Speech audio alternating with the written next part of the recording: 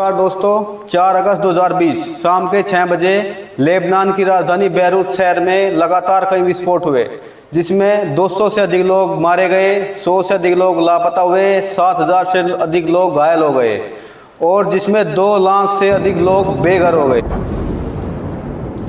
मुख्य विस्फोट लगभग 2750 टन अमोनियम नाइट्रेट से जुड़ा था, जिसे लेबनानी सरकार द्वारा एक मालवाहक जहाज से जब्त किया गया था, जो बिना किसी सुरक्षा उपायों के बैरूत के बंदरगाह पर रखा गया था। स्थानीय समय के अनुसार लगभग 6 बजे बैरूत के बंदरगाह पर एक छोटा विस्फोट हुआ। सरकार ने अग्निशामक भेजे। उसी के 8 मिनट बाद दूसरा विस्फोट हुआ, जो इतना भयंकर था कि 240 किलोमीटर दूर उत्तरी इजराइल और साइप्रस में भी महसूस किया गया। इस विस्फोट से आसमान में लाल और नारंगी रंग के बादल बन गए, जैसे कि मीडिया ने शुरू में उन्हें एक आतिशबाजी के कंटेनर में आग लगने की वजह से सूचना दी। विस्फोट के कारण लेबनान की पहले से ही चरमराई अर्थव्यवस्था को 15 अरब अमेरिकी डॉलर का नुकसान हुआ। वहीं दूसरी तरफ उत्तरी लेबनान में स्थित त्रिपोली, देश का सबसे गरीब शहर, जो सीरिया की सीमा से 30 किलोमीटर की दूरी पर है, मुख्य इलाके की ज़्यादातर दुकानें बंद हो गई है। 2 साल पहले जहां व्यापार फल फूल रहा था, वहां आज शहर का सोना बाजार सुनसान पड़ा है। ग्राहकों के नाम पर सिर्फ वही स्थानीय लोग दिखाई पड़ते हैं जो अपने बचे कुचे जेवर बेचने के लिए आते हैं। जहां सामानों के दाम आसमान छू रहे हैं, वहीं समूचे लेबनान में वेतन ज्यों का तो बना हुआ है। कई सालों से सत्ता के खिलाफ गुस्सा पनप रहा था और फिर 17 अक्टूबर 2019 को गुस्सा फूट पड़ा। गृह युद्ध खत्म होने के बाद से पहली बार लेबनान में विभिन्न समुदायों के लोग भारी संख्या में एकत्रित हुए और सड़कों पर उतर गए। उन्होंने बुश सरकार की इस्तीफे की मांग के खिलाफ आंदोलन शुरू कर दिया। ज़्यादा पुरानी बात नहीं, जब लेबनान को मध्य पूर्व का स्विट्जरलैंड कहा जाता था। अर्थव्यवस्था मजबूत थी और देश में दुनिया भर से निवेश होता था। यह छोटा सा देश सीरिया और इजराइल से सीमा साझा करता है। दशकों से यहाँ सरकार के प्रमुख पदों पर धार्मिक मान्यताओं वाले लोग बैठे हैं, जो ईसाई, सुन्नी मुस्लिम और शिया मुस्लिमों में बटे हुए हैं। ये एक नाजुक समझौता है जो वर्षों से चला आ रहा है, लेकिन 2019 में सब बदल गया। बैंकिंग प्रणाली धाराशायी हो गई, निवेशक और डॉलर देश छोड़ गए, महंगाई दर में 140% का इजाफा हुआ और उस समय लीरा यानी लेबनानी मुद्रा जो 90% गिर गई। इस अप्रत्याशित संकट ने लेबनान की जनता को गरीबी की ओर धकेल दिया। सरकार निवेशकों को संभाल नहीं सकी। अब रोजाना सिर्फ कुछ घंटे ही बिजली की आपूर्ति होने लगी।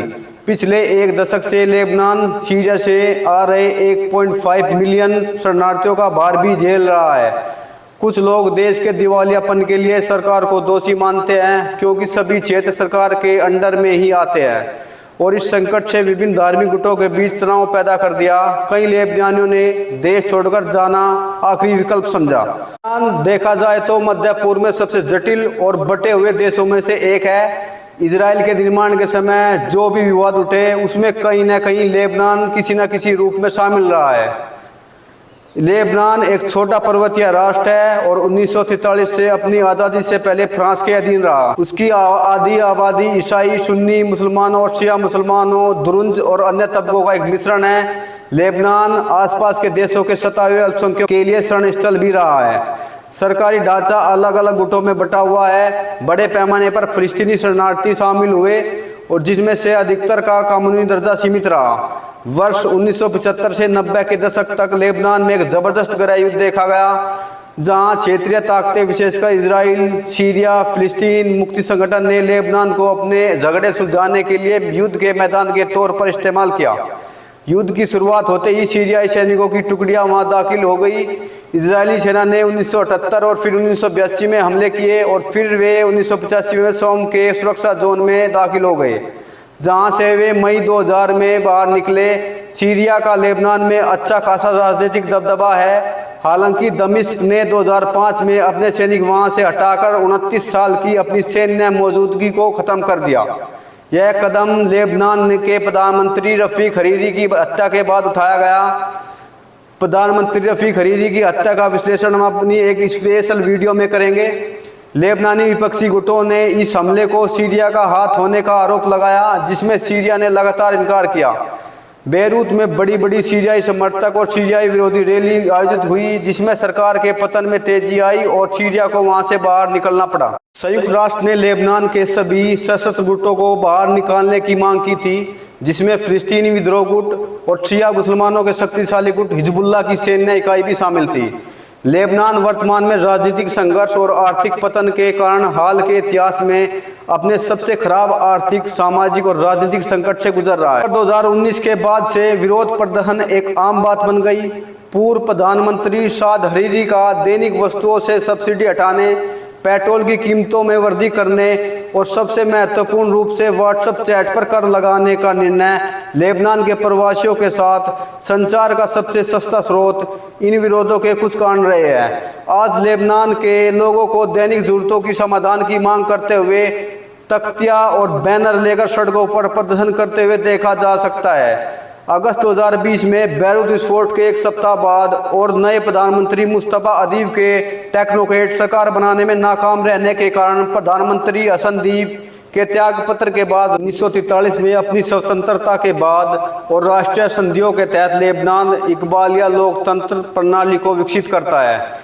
इकबालिया लोकतंत्र प्रणाली, जो देश में ईसाइयों, सुन्नी मुसलमानों और शिया मुसलमानों के लगभग समान अनुपात के कारण यह तंत्र अपनाया गया है। इकबालिया प्रणाली के तहत राष्ट्रपति, प्रधानमंत्री और संसद के अध्यक्ष के पद क्रमशः मैरोनाइट, कैथोलिक ईसाई, सुन्नी मुसलमान और शिया मुसलमानों के लिए आरक्षित है। लेबनान में राजनीतिक जाहिर तौर पर धार्मिक और सांप्रदायिक हितों से प्रेरित है। इसके अलावा सांप्रदायिक विभाजन और सांप्रदायिक दरार लगातार राजनीतिक गुटबाजी और अस्थिरता का एक स्रोत रहा है। गठबंधन और इकबालिया राजनीति के अंतर ने लेबनान को अपनी राजनीतिक स्थिरता से उभरने की अनुमति कभी नहीं दी। आज प्रधानमंत्री मिकाती साद हरीरी की फ्यूचर पार्टी हिजबुल्लाह और अमल हुक movement, progressive socialist party of Druze के शिया दलों से मिलकर गठबंधन कर रहे हैं। जहां तक राजनीतिक उथल पुथल का प्रश्न है, यह सब तब शुरू हुआ जब मिकाती की सरकार ने अगस्त 2020 में बेरूत पोर्ट ब्लास्ट की जांच के लिए एक समिति बनाने का निर्णय लिया, जिसमें 200 से अधिक लोग मारे गए थे और 7,000 से लोग अधिक घायल हुए। हिजबुल्लाह और उसके सहयोगी अमल आंदोलन 2021 में बेरूत विस्फोट मामले में पूछताछ के लिए हिजबुल्लाह के सदस्यों में से एक को बुलाने के विरोध में सड़क पर आया था। हिजबुल्लाह के प्रमुख विरोधी समीर गागिया की क्रिश्चियन लेबनान फोर्स पार्टी के भी सड़कों पर आने और हिजबुल्लाह की भूमिका की जांच की मांग के बाद विरोध जल्द ही हिंसक हो गया। इसके बाद 14 अक्टूबर 2021 को दोनों पक्षों में झड़प हुई, जिसमें 7 लोगों की मौत हुई, दर्जनों घायल हुए। हिजबुल्लाह प्रदर्शनकारियों ने न केवल अपने सदस्यों के खिलाफ बल्कि वे अपने कथित पक्षपातपूर्ण रवैये के लिए अगस्त 2020 विस्फोट की जांच कर रहे न्यायाधीश तारेक बिटर को हटाने की भी मांग कर रहे थे। हिजबुल्लाह के प्रमुख नसरुल्लाह ने समीर गागिया पर लेबनान को 1975 से 90 के दशक में गृह युद्ध में धकेलने का आरोप भी लगाया। यह युद्ध तब और जटिल हो गया जब 14 अक्टूबर की हिंसा की जांच कर रहे लेबनान की सैन्य अदालत ने समीर गागिया को गवाही देने के लिए कहा, लेकिन उन्होंने नसरुल्लाह को पहले गवाही देने को कहा और फिर जांच के मुद्दे को एक बड़े शिया ईसाई संघर्ष में बदल दिया। जब देश अभी भी अक्टूबर के संघर्ष पर नसरुल्लाह समीर गागिया विवाद से जूझ रहा था, प्रधानमंत्री और सूचना मंत्री जॉर्ज कुर्दई के बयान ने येमेनी दुर्दशा के लिए सऊदी अरब को जिम्मेदार ठहराया, पूर्ण बताते हुए संकट में ईंधन जोड़ा। खाड़ी सहयोग परिषद GCC देशों को देश के पहले से ही संदिग्ध राजनीतिक क्षेत्र में घसीटा। जवाबी कार्रवाई में सऊदी अरब ने UAE, कुवैत, बहरीन के साथ मिलकर लेबनान से अपने राजदूतों को वापस बुलाया और सऊदी अरब ने लेबनान से सभी आयातों पर प्रतिबंध लगाने की घोषणा की। कुवैत ने लेबनान के सभी नागरिकों के लिए वीजा की सभी श्रेणियों को निरस्त कर दिया और यह बात स्पष्ट की कि अन्य GCC देशों के साथ सऊदी अरब ने अतीत में कई बार लेबनान की अर्थव्यवस्था को पतन से बचाया। लेबनान ने सऊदी अरब के पूर्व राजदूत अब्दुल अजीज खोजा ने हाल ही में एक इंटरव्यू में इस बात पर जोर दिया कि पिछले 3 दशकों से सऊदी अरब ने लेबनान को $72 अरब की पेशकश की। अब्दुल अजीज गोजा ने यह भी याद दिलाया कि सऊदी अरब ने 2006 के हिजबुल्लाह इजराइल युद्ध के दौरान लेबनान को सभी आर्थिक सहायता दी थी। और जकी ने कहा कि यदि हम लेबनान के सूचना मंत्री जॉर्ज कोर्डेई का त्यागपत्र ले तो लेबनान और जीसीसी के बीच का संकट हल करने में मदद मिल सकती है। हालांकि इसे कम करने के बजाय तनाव बढ़ गया। हिजबुल्लाह ने अरब लीग पर सऊदी दूत के रूप में काम करने का आरोप लगाया। अपनी ओर से सऊदी अरब के विदेश मंत्री ने कहा कि लेबनान से बात करने का कोई मतलब नहीं होगा, क्योंकि आज लेबनान की पूरी राजनीति हिजबुल्लाह द्वारा अगवा की गई है और इस क्षेत्र में उसी का दबदबा है। यह न केवल राजनीतिक अराजकता और गुटबाजी है जो देश पर प्रतिकूल प्रभाव डाल रही है, बल्कि बेरोजगारी, मुद्रास्फीति, ढहते पर्यटन उद्योग, पेट्रोल और ब्रेड जैसी बुनियादी वस्तुओं की भारी कमी के साथ आर्थिक संकटों के एक दशक ने देश को पूरी तरह से पतन के कगार पर धकेल दिया है।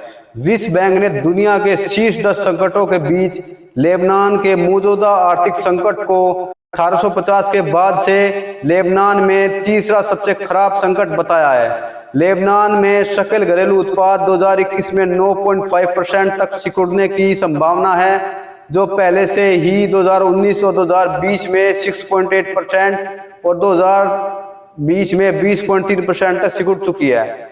अगस्त 2020 में विस्फोट के बाद संकट विशेष रूप से बदतर हो गया।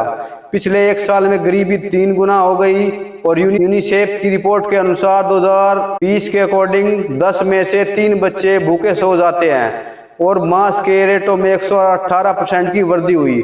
स्थानीय मुद्रा लीरा का पिछले 2 वर्षों में 90% अवमूल्यन हुआ, जो गिरकर 39,000 लीरा तक पहुंच गई है। न्यूनतम मजदूरी जो कभी $500 हुआ करती थी, वो आज $35 हो गई है।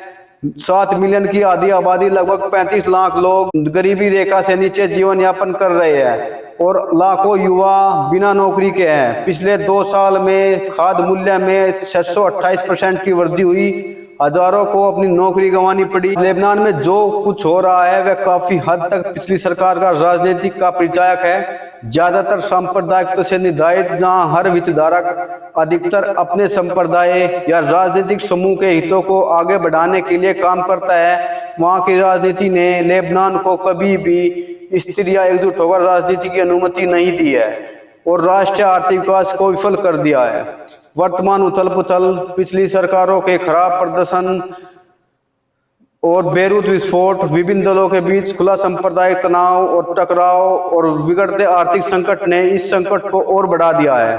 इन सभी ने मिलकर लेबनान को एक ऐसे राष्ट्र में लाया है जहां हर कोई लेबनान को एक असफल स्टेट के रूप में देख सकता है। आज की वीडियो में इतना ही। फिर मिलेंगे आपको नेक्स्ट सेशन में। तब तक के लिए अपना ध्यान रखिए।